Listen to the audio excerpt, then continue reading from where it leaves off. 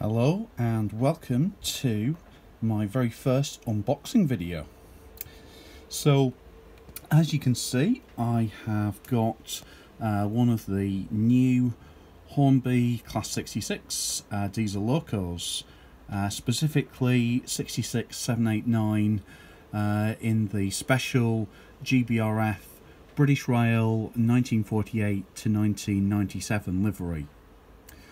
I liked the look of this livery and recently had the good fortune to see it out on the network near to Doncaster. So here we go, let's have a look.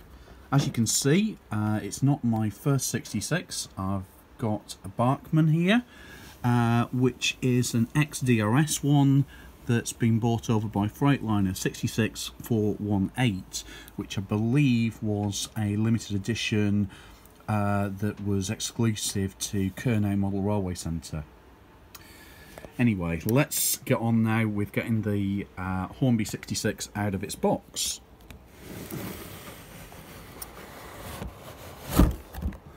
I think I might need to work on my ways of getting locos out of the boxes while still filming, because that really didn't work. So here we are, 66789. Well, the livery certainly looks really nice, but let's get it out of the block of ice to have a proper look at it. And here we go. So removing the cellophane, and let's actually take her out of the packaging and pop her alongside the Bachmann 66. Let's make sure she's all properly on the track. She appears to be now. Well, certainly side by side, fairly spot on in terms of sizing. They look pretty much okay next to each other. As I'm sure other more experienced reviewers and YouTubers have already stated, there's clearly a difference in the level of detail between the two. The Bachmann clearly has better representation of the exhaust and so on the roof compared to the Hornby. But is it worth twice as much? Probably not. The Hornby detailing is certainly pretty good. You compare the grille detailing there on the Bachmann to the grille detailing on the Hornby. It's certainly not as good, but it's not that bad, certainly. Again, on the Bachmann you can see those are definitely separately fitted handrails, whereas on the Hornby, yeah, definitely not. But I think if you wanted to do that, it probably wouldn't be a massively difficult job to do. But as I think we're all very much aware, the Hornby costs about half what the Bachmann does, certainly at recommended retail price. The reality is, though, if you hunt around, you can probably get a brand new Bachmann 66 in some liveries for around about 100. And when you're comparing that to Hornby, which from a number of the bigger online retailers, if you can still get one, is retailing at a little under 70, that's a difference of around £30. Is it worth going for the Hornby over the Bachmann? Well, so far I'm not entirely sure on that point. You have to remember that the Bachmann has directional lighting, a number of separately fitted parts, whereas the Hornby is fairly basic. But I'm going to reserve judgment. So now it's time to give the Hornby a run, put it through its paces, and let's have a look at that then. So here she is down on test track, and let's start her up. I should probably have checked which way she's going to move. Oh, that's brilliant. exactly the way I wanted it. Let's have a look. Well, that's certainly very nice and smooth directly from the box. That is until she runs into the point work. Let's go and have a look what's wrong with that then. Well, for whatever reason, she had a good go at shorting out the controller. So let's try again.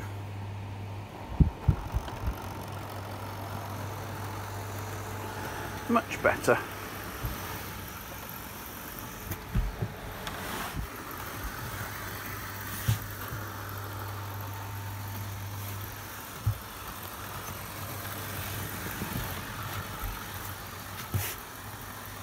Well, she's certainly a quiet runner. Right, straight from the box, so that's got to be a good thing. So let's now try her out with hauling, and I'm not going to put her under very much test because I've not done a full run-in yet, as I know I should do, and I also know that in terms of what might be prototypical, this is far from it. Literally, because I'm currently up in the loft, I've got a couple of Hornby Mark IIA carriages which I'm going to hook her up to. Certainly not the most realistic, but should be enough just to illustrate for now. There we go. I think we're hooked up quite nicely. And let's see how she does with a couple of coaches. Shouldn't be any problems, I'm sure. Making a little bit more noise than I might expect at this stage, but that's just on the start-up. That's nice and smooth. Let's have a look then. A little bit better now. Here we go. Yep. I'm just using the old standard Hornby controller. A little bit over halfway, and she's going around at a nice speed, quietly, with these two Mark IIA carriages, no problems at all. So for £67.50, which I think is pretty much what I paid from Rails of Sheffield. Of course, Hatton sell them for a very similar price. And probably, if you look around online, you might find one or two other retailers selling them at pretty much that same price point. And to be honest, for what is basically a very good modern image loco, that's good going. Obviously, you can get the TTS sound decoder from Hornby for £40 or thereabouts, probably a little bit less from the retailers if you want to run it on DCC with sound. And that you have basically got a nice sound fitted modern image loco for 115, 120 quid, which isn't bad. But I suppose the question is it worth paying more for the Bachmann, or for that matter for the Hatton 66, which is due out later on this year, now having slipped a bit on the delivery estimates. I have got one of those on pre-order in Freightliner livery, and when that comes along, perhaps I'll do another video comparing them, and we'll see then what we think. So there we have it. I've unboxed the new Hornby Class 66. I've compared it very briefly to the Bachmann 66, which has been out a few years. And clearly the Bachmann is the nicer model, but as to whether it's worth twice as much, probably not, if I'm completely honest, for me. You can of course add your own lighting to the Hornby if you're willing to butcher the bodywork a little bit. Whether I will, a bit doubtful, I have to say. But just as a very left field kind of comparison, and I suspect that the reality is, if you wanting Class 66 locos, this is probably not what you're going to be thinking about, but for less than a quarter of what even the Hornby cost, a little bit earlier this year I picked up this loco, second hand, from a shop in Gromont off the North Yorkshire Moors Railway. As you can see, it's a nice blue BR Class 37 diesel. This is a Triang Hornby model, probably from the 60s, 70s. It runs okay. It's a bit noisy, but even just from running it in for 10-15 minutes, it's already a sight better than it was straight away. And I have to ask the question, is the latest Hornby model worth 4 to 5 times the cost of a decent used model? If you look around enough at model railway exhibitions, on eBay, or in certainly some second-hand specialist model shops, £15–20 will buy you a pretty decent Triang Hornby Lima loco. And okay, they're not up to the modern standards when it comes to quiet running, detailing, things like that.